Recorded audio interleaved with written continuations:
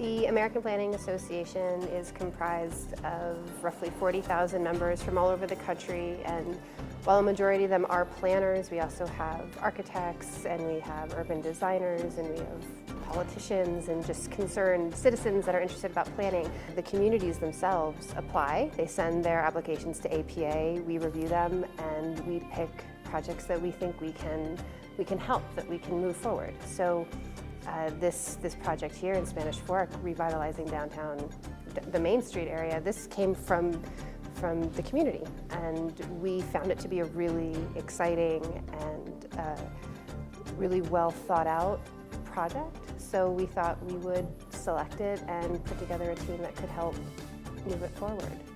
These sorts of projects, Main Street revitalization, as well as most planning projects, are about community, finding out what communities need and want, meeting their everyday needs as well as their aspirations for the future and their families.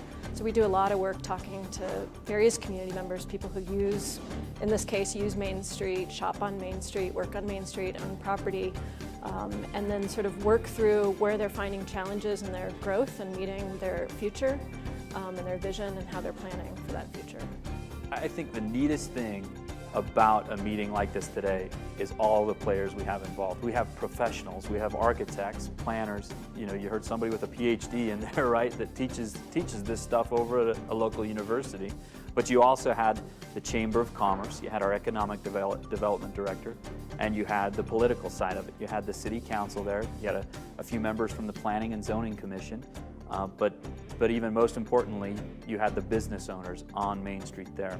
Some business owners have been there for 4 or 5 years, right? Some business owners have been there for 25, 30 years on our Main Street. So they've obviously been successful. They have some secrets to that success. We want to incorporate all those people, involve them in this process to say, hey, what's worked? What hasn't worked?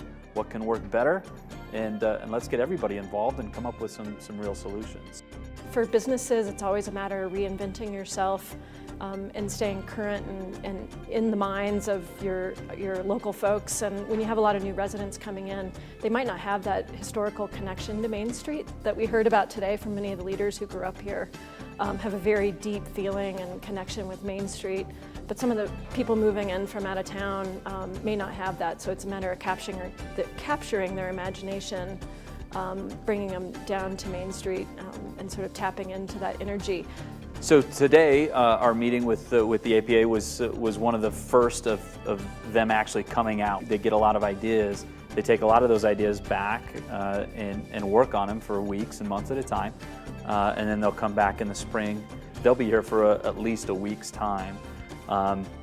But I can tell you they're not letting anything grow under their feet either. Even the few hours they have with us today and up until their flight leaves tomorrow, these gals are working with our Chamber of Commerce and working with our local businesses, and they want to walk the street today. They want to go see some of the buildings today and try to get a feel for what they're working with. And that'll be programmed out by the hour.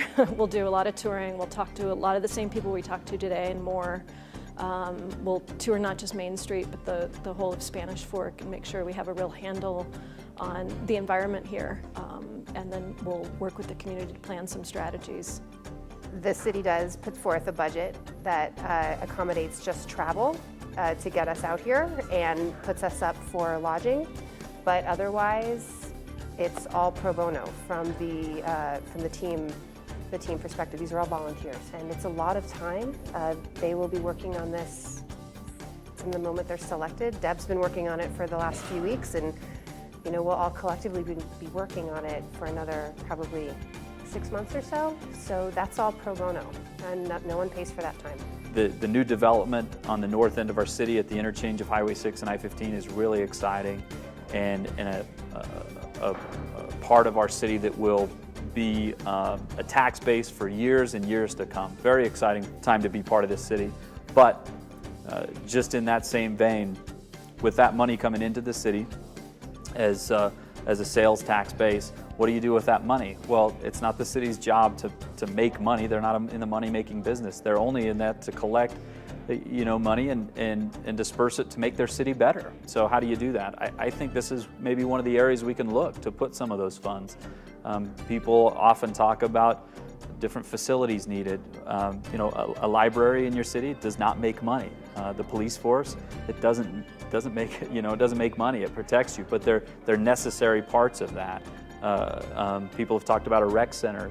You know, there's all these different aspects of your city where these funds that from this new development can go into, and I certainly think the project of beautifying your main street and your downtown area in your city should be near the top of that list. Not just for the businesses that are down there, but definitely for the health of your city, the vitality of your city. I think the more we can create an atmosphere where residents feel comfortable walking and talking and enjoying themselves in the heart of our city is good for the city as a whole.